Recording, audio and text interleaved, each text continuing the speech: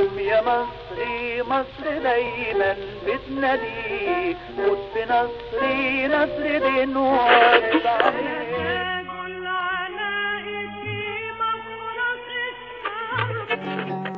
يا مصري قومي وشدي الحيل، كل اللي تتمنيه عندي. مصري يا أم العجائب، شعبك أصيل والخصم عايب، للطوفان ما يجي خلتني أخاف عليك يا مصر. مساء الخير. زي ما اتفقنا احنا في الحلقه اللي فاتت ان احنا بنتكلم عن العمل العام، فقلنا في العمل العام السياسي، التوعيه السياسيه، والعمل العام الخيري، والعمل العام في انواع كثيره من العمل العام. من ضمن هذه الاعمال العامه في حاجه اسمها جمعيه رساله. طبعا كلنا نعرف قد ايه جمعيه رساله دي اثرت في المجتمع في وقت قصير جدا، من الجمعيات اللي ناجحه جدا. ازاي جمعية رسالة دي انتشرت بالشكل ده وحافظت على قوتها؟ هيكون معايا الأستاذ معتز محمد، مسؤول العلاقات العامة والدعاية في جمعية رسالة وأحد مؤسسيها. نطلع فاصل ونرجع نقدر نعرف من الأستاذ معتز بدأت إزاي رسالة، وإزاي نقدر نحافظ على ده، وإزاي نخلي شبابنا من بعد الثورة وأنا كل الناس تقدر تشارك في هذا العمل. نطلع فاصل ونرجع.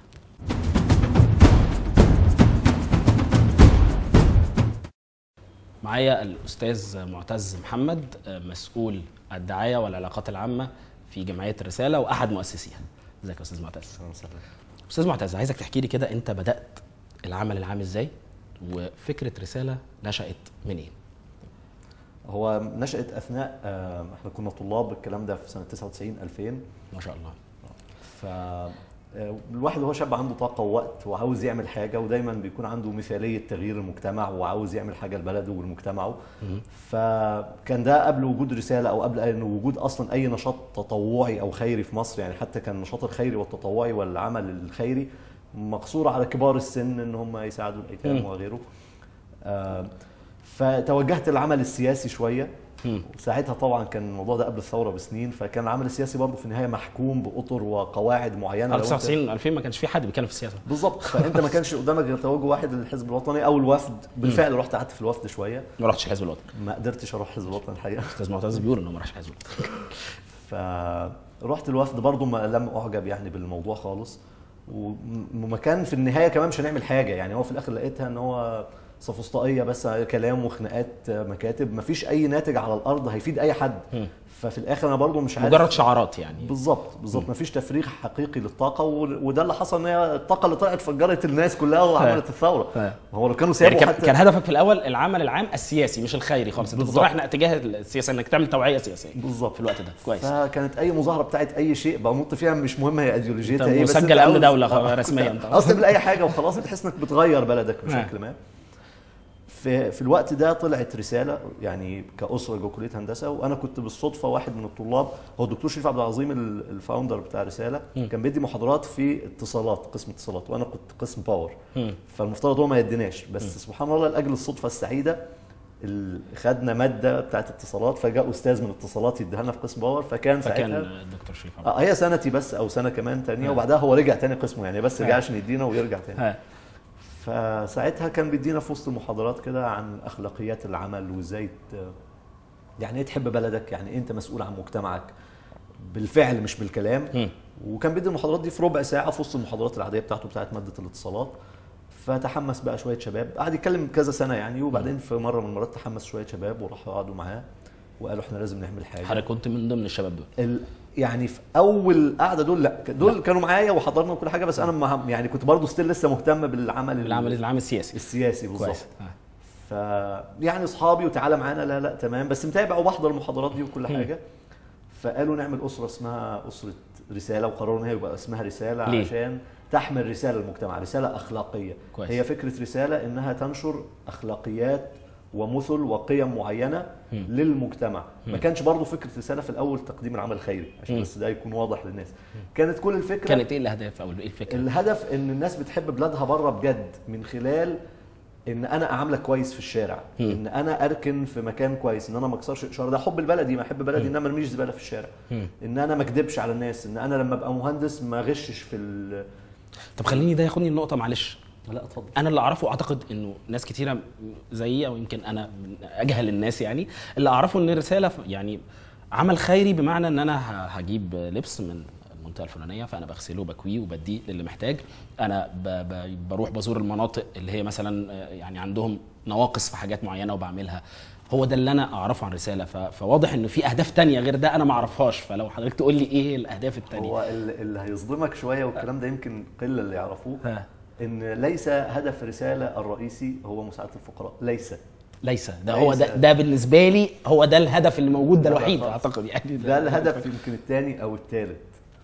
قول لي بقى الهدف الاول والثاني. الرساله الاول هو ان يطلع جيل يكون بيحب بلده، ما يكونش رساله وما يكونش مش قصه انك تصنع رساله، القصه ان يبقى الشخص عنده رساله تجاه مجتمعه، سواء بيؤديها داخل جمعيه رساله، داخل اي جمعيه اخرى. العقيده مش رساله، يعني انا انتمائي الاول مش للرساله، انا انتمائي للمجتمع اللي انا بحاول الرساله توصل للمجتمع. بالظبط. كويس. انت انتمائك للرساله الاخلاقيه دي فقط. كويس جدا. تمام. مهما كان دينك، مهما كان توجهك السياسي، توجهك الخيري، يعني احنا بنساعد في انشاء اي جمعيات. عاوز تفتح جمعيه تنافسنا، افتح جمعيه ونساعدك ونقف جنبك ونديك النهى والنولج وندعمك احنا بنوزع خير، احنا نقدر نوزع كل الخير بتاعنا بايدينا. بنساعد الاف مش بقى مئات، الاف الجمعيات بنديها وهي توزع، ونشغلهم ونديهم معلومات ونقيمهم ونكبرهم عشان ننقل الرساله. انا يهمني في الاخر كرساله ان انا يطلع جيل عندي 1000 شاب، 2000 شاب، 10000 شاب، 20000 شاب عنده اخلاقيات تعامل معينه، عنده احساس بالفقير اللي حواليه ان هو مسؤول عنه. الولد اللي بيشحت في الاشاره ده انا مسؤول عنه بشكل ما. ما هو انا كراجل مصري لو ما ساعدتش ده وحاولت ان انا انتشره هو هيفضل كده الى الابد. بس تخيل لما يبقى عندك مليون شاب عندهم الرساله دي وهم لسه طلاب، كبر، اشتغل، مهندس، ضابط، دكتور، محامي، عامل، بس عنده الاخلاق دي. هو مستحيل يغشك، مستحيل يرمي زباله في الشارع، مستحيل يكسر اشاره، مستحيل يكذب عليك. لما بيكون في ايديه اللي في ايديه مش بتاعه هو، بتاعه وبتاع اخوه، مهما كان اخوه ده واحد في الشارع بيحاول يساعده، يجيب له شنطه، يستكشفه، يديله دواء. عشان كده احنا بنصمم ان رساله ما عندناش موظف زي اي جمعيه اخرى يروح يقدم الخير. احنا ما فيش اي موظف بيقدم اي خير لاي محتاج. الذي يقدم المساعدات هم المتطوعون. الموظفين يديروا المتطوعين او يوجهوهم ناحيه اتجاه المكان المعين. او ما عندناش مثلا حد فقير يقف في طابور عشان ياخد شنطه غذائيه خالص. احنا حضرتك بتروح له لحد، احنا بنلتزم ان احنا نوصل له الحاجه لحد باب بيته بقمه الادب والاحترام واحترامه لانسانيته والخصوصيته. الملابس المستعمله الشباب بيجمعوها ويغسلوها ويكووها وينشروا، كل دول متطوعين، ويحملوها في اكياس وتتفرز وتروح يتعمل معرض كبير. بنتعمد ان المحتاج اللي بيخش اللي هو مستكشف ومعاه ورقه ان هو يعني يستحق المساعده دي يخش. حضرتك بتعرف ازاي؟ هقول لك حالا، بس انا عاوز اتفضل. انا اسف، اتفضل. بيخش حتى عشان يشتري الملابس دي او عشان ياخدها ببلاش، احنا مش بنبيع في المعارض دي، بيخش ياخدها ببلاش. بيكون معاه متطوع شايل له الشنطه بتاعته، يعني هو بينقي وفي عنده متطوع هو يختار وينقي ويحط في الشنطه، المتطوع يشيل له الشنطه، عشان لو ست كبيره طفل صغير هو ما يشيلش حتى الحاجه. بنتعمد ده، بنتعمد اللي هو نخلي عنده حب الابن بلد. هو ما يعرفش الناس دول بس هو بيخدمهم عشان دول ولاد بلده. بنعرف ازاي؟ نفس القصه، احنا بنخلي فيه متطوعين مدربين يبقوا مستكشفين. اي حد في مصر ينفع يتصل برقم رساله ويقول لهم والله انا عندي حاله فقيره في المكان الفلاني، ادي عنوان، هو دي رقم تليفونه. فورا بنبعت المستكشفين دول. على اي اساس بيقيموا بقى؟ طبعا هي دي كانت القصه، دي قصه ثانيه كبيره. الكواليتي او تقديم الخدمه جزء من الرساله عملته للمجتمع الخيري في مصر، ان هي غيرت شكل الكواليتي بتاع الخدمات. الناس كانت قبل كده قبل رساله كان بتعمل ايه؟ بيجي بيوزعوا على الناس كده ايه الكرايتيريا او ايه الاسس او الاطر اللي بيختاروا عليها. لا يوجد اطر، هو اي حد بيجيب بيديله فلوس وخلاص، او تديله اي حاجه ممكن مش محتاجها وممكن هو صادق او كاذب. ولا اخفيك سرا ان احنا لما الرساله ابتدت تعمل داتا بيز وتستكشف حالات وتحط اسس، من 40 ل 50% مش هقول غير مستحقين، هقول نصابين للاسف. هي دي المشكله، نصاب رسمي يعني مش غير مستحق او مثلا في حد اولى منه. لا خالص، ده بينصب فعليا، هو نصاب يعني. نصاب لدرجه ان في ناس كانت بتاجر شقق، هو عايش في مكان وبعدين يأجر مكان عشان يروح يستقبل فيه الناس، ياخد فيه المساعدات. يا نهار ابيض. بس هو في الاساس المكان ده مؤجر ومش بتاعه، وهو اصلا ساكن في مكان اخر. فابتدينا، ما كانش عندنا خبرات عريضه في القصه دي، ابتدينا احنا نصنع الخبرات. يعني ابتدينا نستكشف اسمك، الاسره، طب هات البطاقه بتاعتك، طب شهادات الميلاد، طب ليه ما بتذاكروش. نبتدي نعمل استكشاف بسيط. بياخد وقت قد ايه كل الاستكشاف ده؟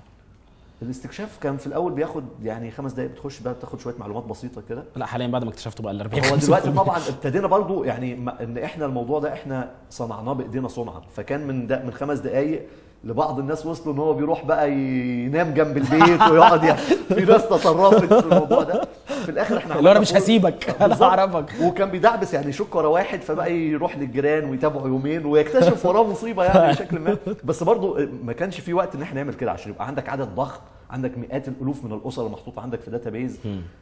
كان صعب تعمل كده. فمن الخبره والقعده الكتير والفيدباك ونشوف الاخطاء فين، قدرنا نعمل ورقه واحده فورم كده بنقط عدد الاسر، مين فيهم مريض بشكل علمي بشكل هندسي بقى. بشكل هندسي راجل. لو انت عدد الاسر كبير، عدد الافراد في الاسره كبير، يبقى انت هتاخد عدد نقط كذا. لو هو اقل هتاخد عدد نقط كذا. عندكم سراير او عندكم كذا اوضه في البيت، يبقى نقط تقل. طب في واحد بيشتغل او 2 أو 3، طب في بنت هتتجوز ولا لا، في حد مريض ولا لا، طب مرض ده مزمن ولا لا، عليه تامين ولا لا. كل حاجه من المعلومات دي بتاخد نقط، والعائلات اللي بتعدي نقط معينه هي فقيره مستحقه. ابتدينا برضو نطور في العمل، في تفاصيل العمل، ان بتحتاج ايه. الناس دايما كان يجي يديله لحمه، طب افرض هو مش بيحتاج لحمه، هو الراجل محتاج دواء مثلا، محتاج ملابس. واحده في ناس انت بتروح تديله ملابس وهو محتاج بطانيه يغطي بيها عياله يعني. فابتدينا برضو ننشئ التفاصيل دي. هو الراجل ده محتاج ايه بالظبط. استاذ معتز انا هطلع فاصل، هرجع من الفاصل هسألك سؤال كده. الافكار الخيريه كتيره جدا وجمعيات كتيره جدا بتظهر، في منهم اللي بيريح وفي منهم اللي بيكمل، بس ما هو سر استمرار رساله؟ نطلع فاصل وتجاوب.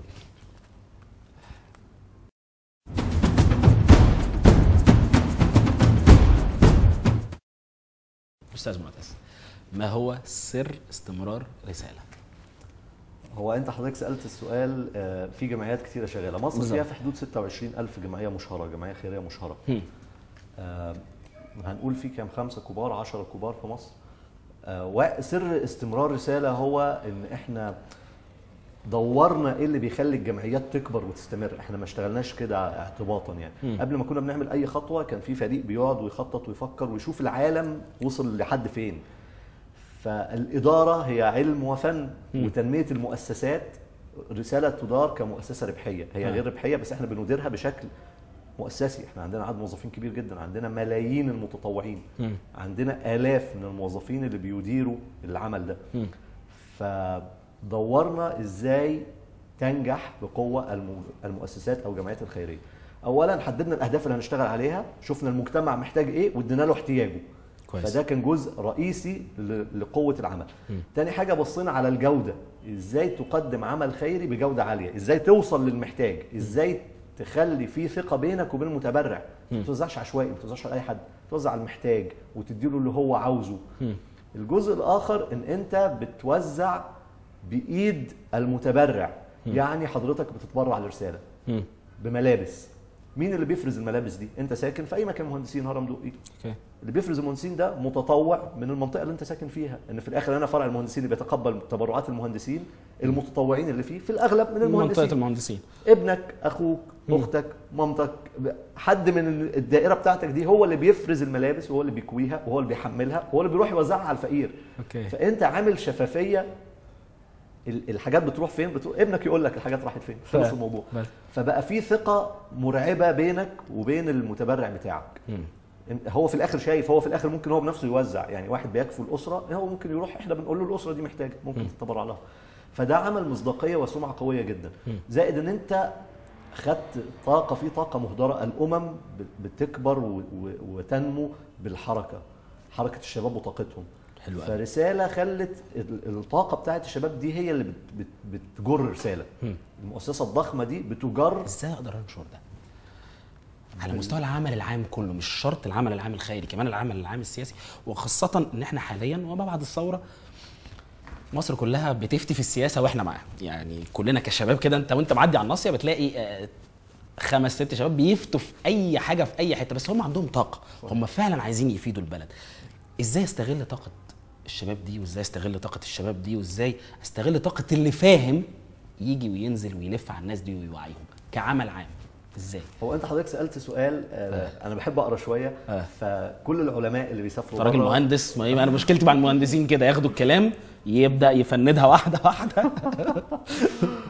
الفكره ان هو كل الناس اللي سافروا بره ورجعوا وكتبوا مذكراتهم او ايه سبب تقدم الغرب او العالم الغربي عننا، هو نفس سؤالك تقريبا. ايه ازاي هو تقدم عننا؟ كويس. قالوا نقط في 3 أو 4 نقط مكرره بينهم كلهم، يعني كلهم شايفين ان هو ده سر تقدم الغرب. جزء منها نشر الوعي والاخلاق، ده مهم جدا.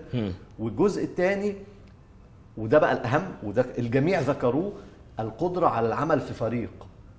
انت جمع اي عرب او اي 2 مصريين خليجي اي حاجه هتلاقيهم دايما بيتخانقوا، وفي اي اجتماع ما بنطلعش بناتج الا بقى الناس اللي متعلمه كويس قوي، الناس اللي هاي ادوكيتد وغيره. بس دول بقى بيبقوا قليله جدا بالظبط. بره المناخ الصحي ده بيتعلموهم اطفال. فهو انت بتقعد في اجتماع، انا مش جاي اتخانق معاك واثبت ان انت مش فاهم حاجه، انا جاي عشان ادي لك معلوماتي وانت جاي عشان تسمع مني واخد منك ونطلع ناتج عشان نطلع بحاجه بوزيتيف في الاخر.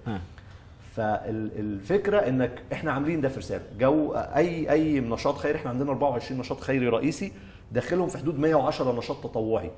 احنا بنساعد مثلا في الشهر الواحد من 600 الى 800 الف محتاج شهريا من خلال 60 فرع في كل 28 محافظه في مصر.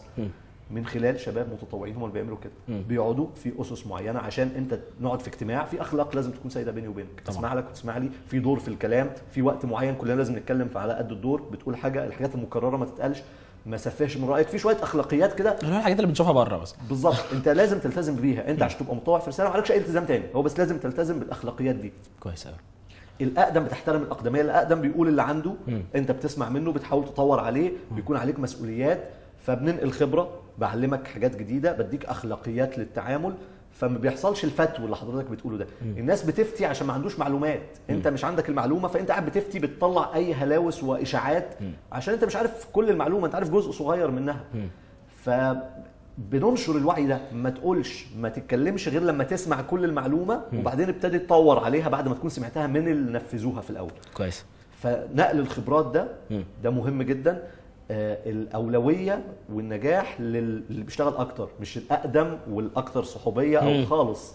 انت جاي اول امبارح، انت ممكن تبقى مدير النشاط عادي خالص، وده ما يزعلنيش عشان يعني حتى النفسيات كلها متصالحه مع بعض. بالظبط. بتلاقي بقى في مشاحنات دي في الاول بناخد الناس كده نديهم الرساله دي، بتديله رساله اخلاقيه عشان يتصالح مع الناس. دايما لما بتيجي رساله يعني اخلاقياتها بترتفع شويه، كل ما بيقدم وكل ما بيحتك اكتر وكل ما بيشوف ناس غلابه ومنكسرين وبيشوف حال البلد، وان هو مفيش داعي نتخانق، البلد محتاجه مجهودك في الخناق ده، تعالى اعمل.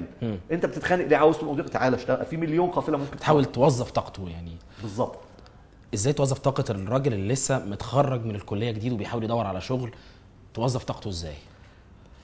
لازم الناس تفهم ان على قد ما انت هتدي على قد ما انت هتاخد، وده حتى بعيد عن الاديان بالمعنى، حتى يعني مش هتكلم الاديان بتحث على ذلك، كل الاديان بتقول على قد ما انت هتدي على قد ما انت هتاخد.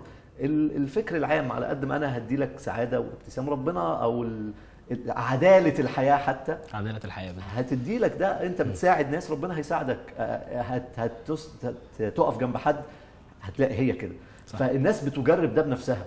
يعني الناس لما بتجرب ده مره وتثق في الله، يبتدي بقى يتربى عنده الثقه في الله. انا هنجح، هشتغل، هخدم بلدي، هخدم الناس، هجري على شغلي، اكل عيشي، فربنا هيبارك لي في كل اللي بعمله. بتلاقي دي قاعده منتهيه، يعني فول ستوب خلاص.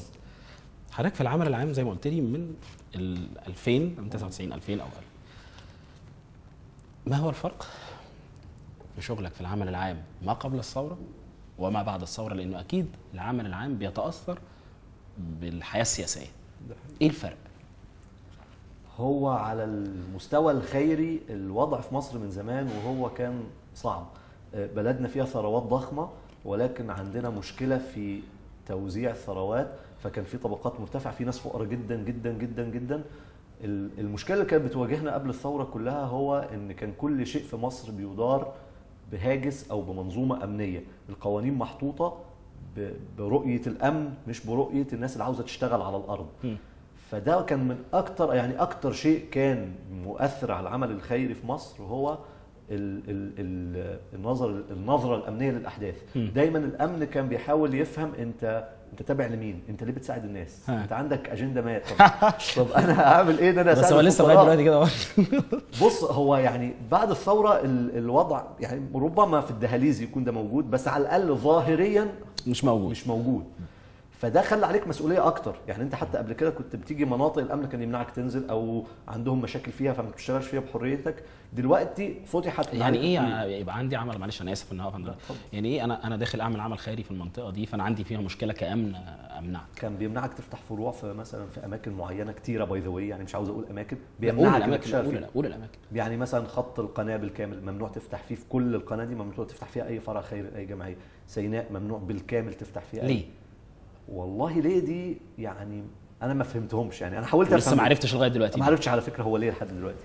بس يعني بتهيألي ان هم كانوا خايفين ان اي حد يجمع شباب ويدي فلوس ان هو فممكن ينشر فكره ما معينه او كده. بالظبط.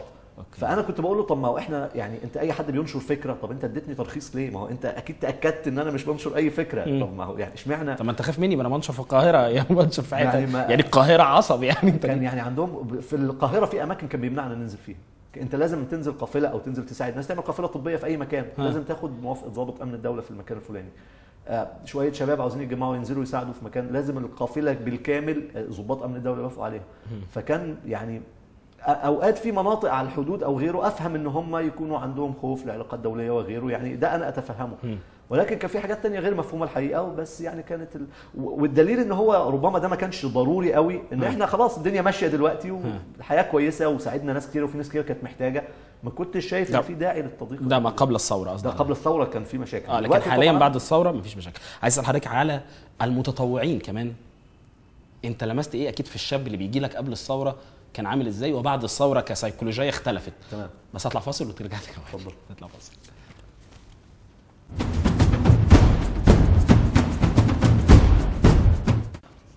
استاذ معتز، قبل الفاصل سألت حضرتك قلت لك ما قبل الثوره المتطوع اكيد كان بيبقى ليه شكل، وبعد الثوره اكيد ليه شكل تاني. ايه الفرق اللي حضرتك لمسته؟ هو ان احساسه ببلده ان هو عضو فاعل. هو الحقيقه ده يعني ايجابي شويه بس سلبي بقى في حاجات. ايه بقى السلبيه؟ الايجابيه ان الناس كلها حاسه لا انا عايز السلبيه. يعني الايجابيه معروفه، انا عايز السلبيه. الناس كلها حاسه ان البلد بلدها.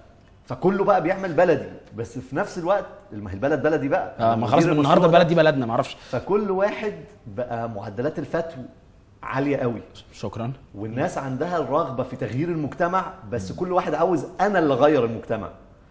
انا افتكرت انه انا عايز اغير المجتمع دلوقتي. ما هو اغير هي دي المشكله. بس انا اللي عاوز اغير المجتمع ودلوقتي وبكيفي. هي دي بقت المشكله، ان كل واحد بقى مدير المشروع. ما هي البلد بلدي انا، فده مديله حس ان هو بينزل يشتغل بايده خلاص. الكل بيشتغل بايده بقوه ده من زمان، بس الموضوع زاد قوي بعد الثوره بقى بعنف يعني بقى الحمد لله. ولسه لحد النهارده ولا الموضوع قل شويه؟ الناس اللي شغاله الاكتف اللي عندها اليقين ده لا بقوه ومتزايد، اللي هو شغاله بس برزانه وبعقل وفاهمه هي بتعمل ايه بالظبط. ده زاد بقى. اللي بيفتوا قال له اللي بيفتوا بيزيدوا كل يوم. لسه زايدين بقى. بيتزايدوا بقى. اوكي. ان كل واحد بس حماس، يعني حماس الشباب. هو ده بقى الدور عشان كده انا يعني كان في سؤال حضرتك سالته في الاول ان المجتمع المدني نفسي يكبر عشان يستوعب الناس دي، ان عدد الناس اللي بيتحولوا من خانه السلبيين او حزب الكنبه الى خانه الايجابيين اللي عاوزين يعملوا حاجه ويشتغلوا بايديهم بالظبط كبير. المشكله فين؟ ان الناس دي عاوزه توعى من خلال منظومات سياسيه موجوده، من خلال جمعيات، من خلال اطر، يعني لازم حد يستوعب كل الطاقات دي. مصر فيها. انا في حاجه معلش، اتفضل. سؤال بره السكريبت اللي مكتوب ده خالص. حضرتك كنت بتقول زي حزب الكنبه، فجه في دماغي حاجه. الراجل اللي ما يطلق عليه فلول، الراجل الثوري، شايف ان هو راجل مش فاهم. حضرتك كنت بتكلمني في رساله، وهي الرساله انك بتسمو باخلاقك من خلال رساله بتقدمها. هل الصح ان اتعالى عليه ولا انزل اوعيه واكلمه وافهمه واحاول امتصه؟ ده ممكن يحصل ازاي؟ هو اللي حضرتك بتقوله ده اصلا في فلسفه رساله. المفترض الشباب اللي يجوا يتطوعوا في رساله اللي هم الايجابيين اللي عاوزين يعملوا حاجه، الكويسين اللي هو عنده اصلا. بس اعتقد ان معظم الناس اللي بتيجي بتبقى يلا ثوره فلول، ده انا هذبح اقطع. قبل الثوره كان مين هدفنا؟ انا مش هدفي بس ان انا استقطب اللي هو الناشط في المجتمع، انا بالعكس انا عاوز اجيب اللي مش ناشط، اللي هو بعيد عن الموضوع اصلا، اللي هو خريج كليه تجاره مقبول وقاعد على القهوه. احنا كمان هدفنا طلاب الكليه، الطلاب جوه قاعد جوه الكليه بياخد محاضرتين 3 وقاعد طول اليوم مبلطج ما بيعملش اي حاجه في البلد، يقعد عند صبري بره فهو ده اللي احنا عاوزينه. فده احنا كنا متعمد نعمل قوافل الدعايه بتاعتنا والانشطه بتاعت رساله، كانت اسره جوه الكليه، احنا عندنا تقريبا اسر جوه كل الكليات في مصر. فده اللي انت بتجيبه. نفس القصه دلوقتي، انت عندك الناشط السياسي اللي عاوز يعمل عايز يذبح الدنيا كلها، جيبه. طيب الراجل اللي حس ان هو كان منخرط في عمل سياسي قبل كده وكان في مشروع ما، هو لا يتحمل اخطاء، شاب صغير في اخر السلم السياسي ولا ما يعرفش اي حاجه عن اي حاجه، او حتى ملوش علاقه بالسياسه، بس مجرد فكره ان هو شايف لها الثوره وحشه. بالظبط. وايه ده، هي الثوره نجحت، طب خلاص انا ماليش مكان هنا النهارده. يعني ده تعمل معاه ايه؟ ان احنا ما عندناش تمييز، لا نميز خالص بين الناس اللي بيتلقوا المساعدات ولا اللي جايين يتطوعوا. الامم المتحده حتى في القوانين بتاعت الامم المتحده للمحتاجين والفقراء وحتى للحروب بتحث دايما ان يبقى لا فيش تمييز لا على الدين ولا على العرق ولا على الجنس. فاحنا حتى ملتزمين بده في كل الاوجه في التعامل. احنا ما بنساعد الناس ما بفرقش بينهم لاي سبب من الاسباب. انا حتى ما عنديش خانه لو اعرف هو مسلم ولا مسيحي ولا ما اعرفش اللي جاي توجهاته السياسيه ايه، ده لا يعنيني في شيء، ده مش مهم. انا كل اللي يهمني بس تقدر حضرتك توعي الثائر اللي واقف جنبك ان هو ازاي يتعامل معاه بهدوء، او ازاي يحاول يوعيه او يحاول يفهمه. بعد الثوره عملنا نشاط كان ممنوع فيما سبق طبعا، اسمه نشاط التوعيه السياسيه. كويس. ده انا عاوز اقول لك يمكن احنا المكان الوحيد اللي في مصر اللي لحد دلوقتي بنستضيف فيه فلول زي ما بيسموه. تعمل ندوه سياسيه، الناس عاوزه تفهم، يعني مش جايبين ناس تتخانق، احنا جايبين ناس الشباب في فرع من الفروع عاوزين يفهموا ايه الدنيا يعني. الناس بتسمع المعلومات، مش الكل بيقدر يحللها اصلا. فانت بتجيب حد مشهور بيعرف يحلل الامور، وبتجيب حد بيعرض وجهه النظر اللي مع وجهه النظر اللي ضد وتديرها بشكل محترف ومحترم. كويس. مش بغرض الخناقه، ان احنا مش قناه تلفزيونيه. انا الصح بالظبط كده. القنوات التلفزيونيه ما ينفعش تعمل كده، هي عاوزه تعمل شو وعاوز الناس كلها تتفرج، فبتعمل القصه دي بغرض الخناقه. انا مش عندي عشان حضرتك تتفرج، شفت مش عارف مين وهو بيزعق فين، يا ابن الذين ده قال له. الحاجات التعليميه والتوعويه والتثقيفيه هي حاجات دمها تقيل. اوكي. مين هيقعد يتفرج على فاحنا بيبقى في شباب كتير عاوز بقى، هو عاوز انا بقى بديله المناخ ده فرع هو متطوع فيه اوريدي، هو بيجي كتير، بنعمل ندوه، تعالى احضر وجهه النظر دي وجهه النظر دي واسمع. وعليك ان تختار بقى انت تحب. انا شخصيا حتى يعني انا مدرب اوقات مدرب في الامم المتحده وغيره في مصر وبره. كانت ايام الثوره والاستفتاء ورئاسه الجمهوريه كنت بعمل محاضرات على تختار مين كرئيس الجمهوريه. تقول ولا لا في الاستفتاء. كنت بوصل للناس في النهايه بيطلعوا الناس مبهورين ان انا ما بقولوش حاجه، انا ما بقولوش لا تقول ولا لا خالص، ولا بقول له تختار بس مين، بس بتفهمه. هي بس الفكره افهم، هي مش صح او غلط، او لا مش صح او غلط، لكن انت افهم. لما هتقول انت هيحصل 1 2 3، او لما هتقول لا هيحصل 1 2 3. وباي ذا واي انا مقتنع ان مفيش واحده منهم غلط، هي أوكي. ايهما اصح. احنا في الاخر طول ما انت في مناخ سياسي قوي وفي ناس فاهمه وفي قوه مجتمعيه بتتحرك، كل اختيارات الشعب صح، يبقى لازم تبقى لا يعني. طيب استاذ معتز، اتفضل. خلينا بقى نخرج بره رساله. حضرتك بتروح عمليات اغاثه. تمام. اولا فهمني ايه هي العمليات الاغاثه؟ كلمه اغاثه دي أيوة. مرتبطه بكارثه. كويس. كارثه سواء مناخيه او كارثه كحرب.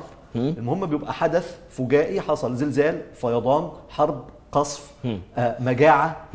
فهنا لازم يحصل اغاثه. الاغاثه حتى في اللغه بتبقى المساعده السريعه. كويس بالظبط. فاحنا بسرعه بنروح عشان نعمل اغاثه ريليف. كويس. فده ليه جمعيات على فكره غير الجمعيات الخيريه العاديه. طبعا الجمعيات الخيريه حاجه، والاغاثيه اللي عندها الحركه القدره على التحرك والتدخل السريع. كويس بالظبط. عملت ايه بقى؟ رحت فين؟ احكي لنا عن الاغاثه ايه. تمام. احنا هنتكلم في جزء كجانب مؤسسي وكجانب شخصي. الجانب المؤسسي، مصر ممنوعه الجمعيات الخيريه فيها من تقديم الاغاثه خارج مصر. نعم. قانون 84 سنه 2002 بيمنع اي جنيه في مصر يطلع بره مصر. يعني ايه؟ يعني الناس كلها بتتكلم، السياسيين بيقولوا مصر فقدت قوتها الناعمه، فين ايام عبد الناصر لما كنا في منابع افريقيا، فين لما كنا غزه دي تبعنا والسعوديه والخليج الكلام ده كان ايام عبد الناصر. مصر بانيه مباني وعندها اراضي وبتوزع فلوس في منابع النيل وبتبني لهم بيوت وبتدخل لهم كهرباء، والجيش كان بيتحرك هناك. في العصور المتاخره منع هذا الكلام بالقوانين. ليه ده بقى تسال ما تعرفش. ليه ما تعرفش؟ طب كنت بتعمل ايه حضرتك؟ ممنوع ما تشتغلش، ما تقدرش تطلع جنيه. فالاغاثه انت كنت بتشتغل داخل مصر فقط؟ بس جوه مصر. اوكي. فطبعا احنا كشباب متحمس، ومثلا بيحصل قصف في غزه، الناس بتموت في عمليه الرصاص المصبوب سنه 2006 مثلا. الناس بتموت والحدود مقفوله، عايز تطلع، والشعب يعني الناس هتموت، الناس بتطلع، في ملايين عاوزه تطلع وتعمل حاجه. فما كانش ينفع تبقى تقعد ساكت، يعني خلاص الموضوع عدى حد السكوت. طب ما فيش جمعيات ممكن تطلع بشكل يعني جمعيه خاصه انا بفلوسي طالع؟ ما هي احنا جمعيه خاصه، هو ده كان بيحتاج غطاء دولي. يعني في مصر اعتقد جهه واحده اللي كان عندها الغطاء الدولي ده، الهلال الاحمر اللي هو كان بترأسه سوزان مبارك، وكان اتحاد الاطباء العرب، هو ده الوحيد اللي كان مرخص في جامعه الدول العربيه، وده اللي كان العربية. بيطلع فعلا، كان بيتحرك في احداث غزه الاخيره دي، ده اللي كان بيطلع فعلا بالظبط. فغير كده بقيه الجمعيات الكبيره في مصر عاوز تعمل حاجه عندها ضريبه ممنوع عليها تطلع. فكان هنا اول صدام حقيقي لينا يعني مع السلطه، ان احنا صممنا ان احنا نطلع حاجه. الناس مش احنا كرساله، الناس الشعب، الناس بتجمع فلوس واكل وزيت، والناس بتموت وعاوزين ادويه. وحتى هذه اللحظه ممنوع قانون 84 لحد دلوقتي. باي ذا واي انا رحت تركيا، قعدت فيها حبه كتير، واشتغلت في الاغاثه كتير هناك لسوريا ولغيرها. كان اول حاجه يعني انا ممكن اطلع من بلد تانية اشتغل في الاغاثه في هذه البلد يعني. ده خبرتي الشخصيه. انا عاوز انقل لك خبره تركيا في الموضوع ايه. عندهم كان ممنوع زينا. انا محتاج افهم يعني، انا حضرتك ممكن تطلع تركيا؟ لا تقدر ده بشكل شخصي بقى، مش بشكل مؤسسي. رساله جمعيه رساله او مؤسسه رساله ممنوعه كجمعيه مصريه من ان هي تبعت اي جنيه من مصر لاي حته بره مصر تغيث بيه، ممنوع. فحضرتك بشكل شخصي رحت تركيا، ومن هناك من تركيا انضميت لجمعيه هناك بالظبط، وهي اللي حركتك في سوريا. فلقيت تركيا دلوقتي عندها قوه ناعمه كقطب من اقطاب العالم الجديد. لان هي عملت ايه؟ اول لما الحكومات الجديده مسكت الحكم، اول قانون تم تغييره، اول قانون مش قانون السياسه او قانون العسكر خالص، اول قانون غيروه هو قانون الجمعيات، وسمحوا للجمعيات التركيه وجمعوه كلها في جمعيه واحده، حتى اسمها ايه، ها انسان يردم، يعني انت عملت معاهم شكرا. تركيا دلوقتي بتساعد في 131 دوله، بتدفع ميزانيه قد كل الجمعيات الخيريه اللي في مصر 10 اضعاف بتطلعها بره تركيا. فبقى في ولاءات مرعبه لتركيا. مافي مرمره اللي هي السفينه اللي طلعت غزه، عشان دي مش حكوميه، دي مطلعاها الجمعيه اللي اسمها ايه، ها انسان يردم، دي مطلع جمعيه عندها سفينه وبتوديها في دول العالم، تودي مساعدات.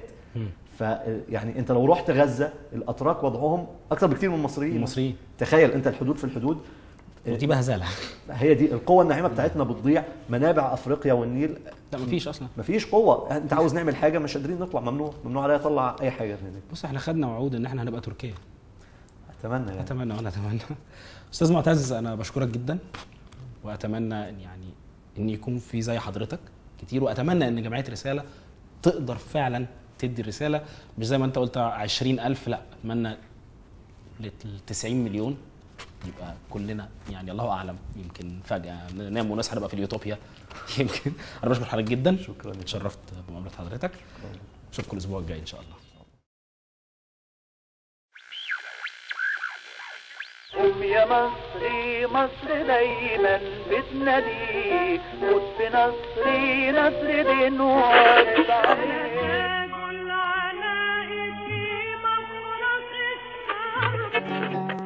يا مصري قومي وشدي الحيل، كل اللي تتمنيه عندي. مصري يا أم العجائب، شعبك أصيل والخصم عايب.